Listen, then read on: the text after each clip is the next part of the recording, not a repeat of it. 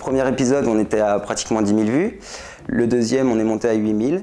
Et le troisième, on est monté jusqu'à 13 000 vues. Non, c'est bien plus dynamique, hein, le sport vidéo, on peut faire des montages, des effets, c'est bien plus captivant.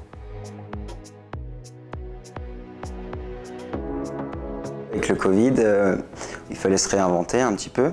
On avait moins d'interventions, j'intervenais moins dans les Ulysses, dans les centres et tout ça. Donc on voulait faire parler du handisport et puis mettre en honneur, enfin en avant nos athlètes. Parce qu'on a un riche vivier, on a beaucoup d'athlètes qui sont en équipe de France, qui vont nous représenter au JO de Tokyo. Et donner des vocations aux jeunes ou même aux personnes qui viennent d'avoir un handicap. Et ces vidéos permettent de justement leur montrer, d'avoir du concret, de leur dire bah voilà, c'est pas parce que moi je suis valide que je vous parle du handicap. Il y a des personnes qui sont en situation de handicap qui peuvent vous parler du handisport et leur expérience et tout ce qu'ils ont progressé.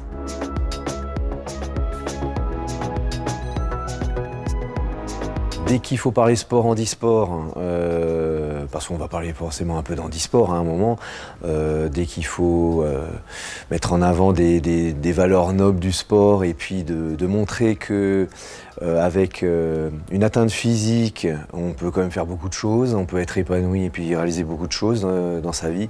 On peut s'éclater, se donner à fond et un handicap n'est pas forcément un frein, voilà. Et ça peut peut-être aussi donner le sourire.